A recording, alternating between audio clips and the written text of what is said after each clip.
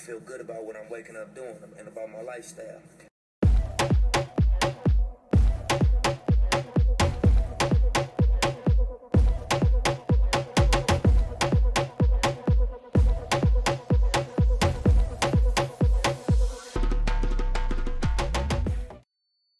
Hello, my beautiful people, and welcome back. So today I'm going to be taking you through a part 3 of a pre-run warm-up. And one thing that makes me so excited is seeing the fact that people are actually getting outside, they're staying active, they're really focusing on making sure that they are moving their body and creating a healthy habit in order to make sure that they stay properly active.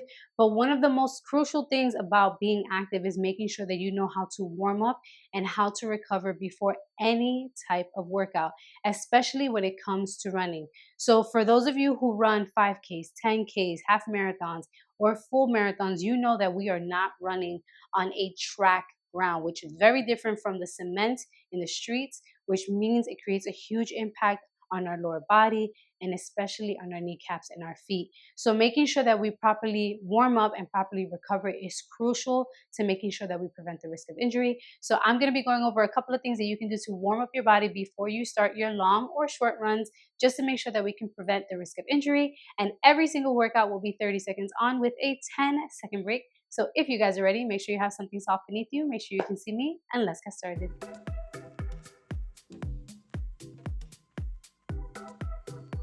All right, guys, so first things first, we're gonna be starting off with leg swings. So I'm gonna use my foam roller just so that I can have a little more stability. If you have a wall, a chair, you can use anything you'd like just to make sure that you're nice and stable when you're swinging that leg. So I'm just gonna bring it to my side, and the goal here is swinging the leg in front of you and just really trying to get that leg as high as you possibly can, really opening up those hips.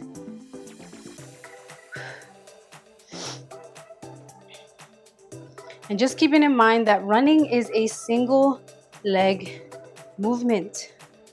So making sure that you focus on just seeing, like, does my left side feel tighter than my right side is truly important, because you want to see which leg is weaker than the other so that you can focus on strengthening that leg. If you feel one is more tight than the other, really stretching that leg.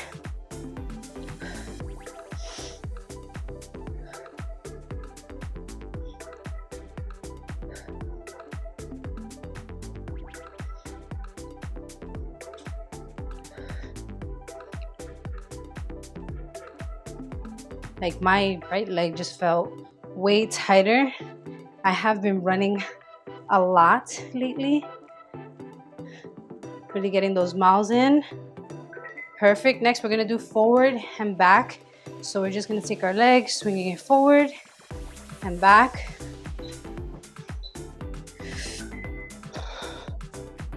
And if you don't need the foam roller, you don't have to use it. Sometimes it just gets in the way. Making sure that when you kick that leg back, you don't lean forward.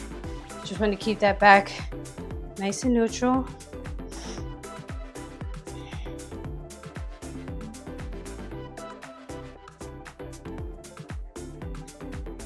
The more you kick that leg, make sure you're breathing. Perfect. Now we're going to do the other side.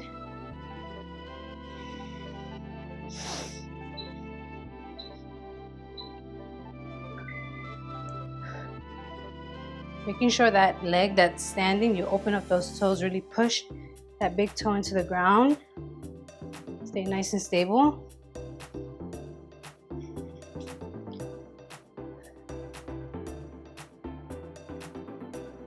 And again, just really listening to your body and seeing which side needs a little more love. Making sure that when you kick that leg back, it doesn't bend. Perfect. Now we're gonna be going into a deep squat. So what we're gonna do is open up those legs. We're gonna go all the way down, making sure we stay in that deep squat, pushing our elbows into our knees, making sure that our heels stay on the ground. This is gonna help us with the ankle mobility, opening up those hips. And then we're gonna reach for our toes, shifting to the left, shifting to the right, coming back. And you can hold these stretches 30 seconds, do them about 3 times each. Just really opening that up, reaching for those toes. Perfect, go left, right. And now we're gonna be doing a hip flexor stretch. So we're gonna be getting down 90-90. And what I want you to do is take your arms on the side. You're gonna take a deep breath and really lean forward. This is a runner's lunge. Come back, bring that leg back, stretching that hamstring, coming back. And you're gonna feel this on the right hip flexor, which get really tight when we're running, your hamstring.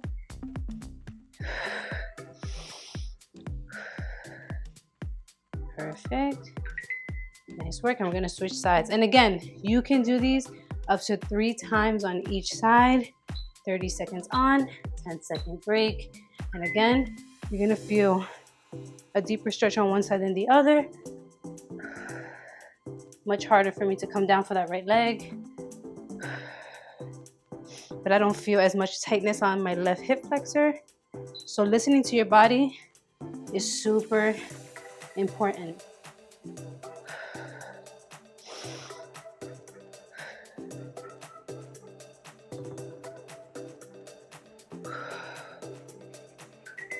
Perfect. Now we're gonna get down on our knees, and what we're gonna be doing is hip circles, okay?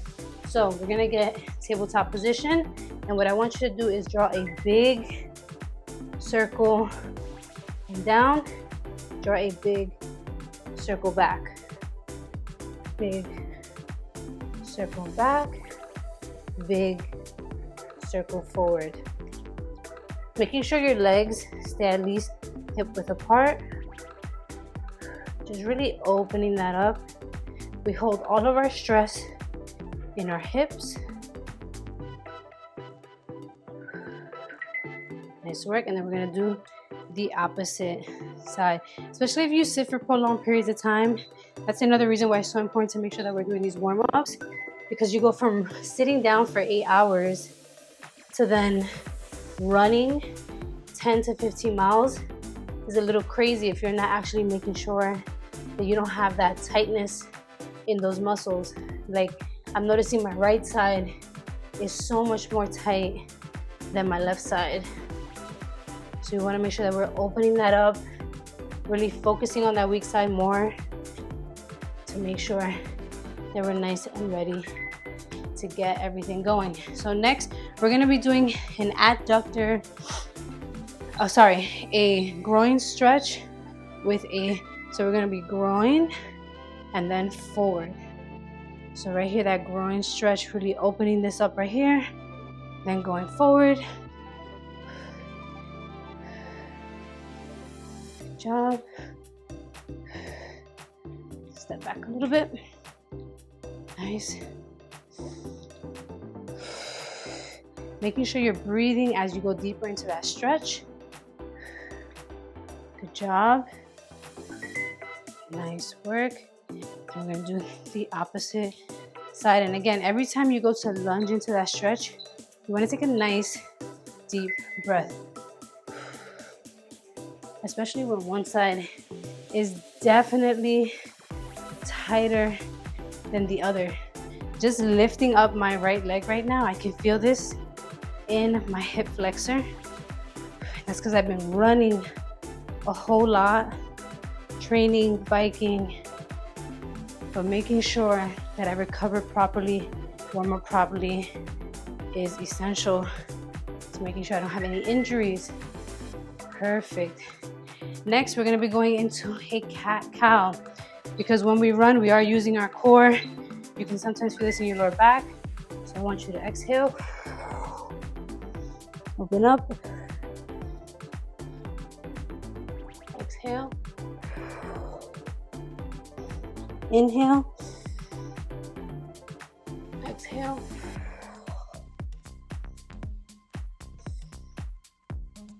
trying to look up to the sky.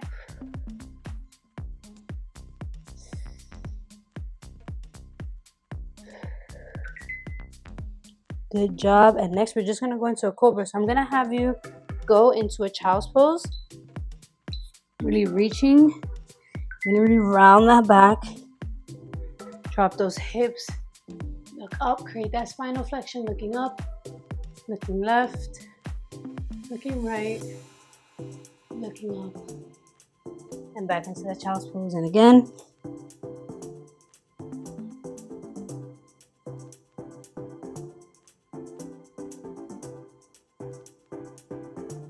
One more time, let's go.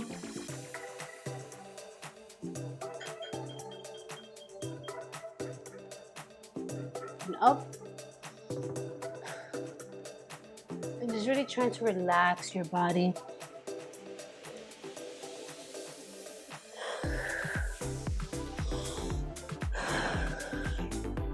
Nice. And the reason why it is so important to make sure that you're doing different movements when you're warming up dynamically is because when you're running, it's a single leg movement, but you're using your entire body. You're controlling the pace in which you're running, you're breathing, you're engaging your core, you're moving your arms, you're rotating the body depending on how you run. And it is so important to make sure that your body is ready, willing to take on the task that you're going to give it to it. So I hope you guys enjoyed this part 3 of a pre-run warm-up. And if you did, don't forget to leave a comment in the comment section down below. If you are new here, do not forget to hit that subscribe button, hit that notification bell so you know when I put out a new video. And don't forget to give this video a thumbs up. And as always, guys, get up, get out, and do something that makes you happy.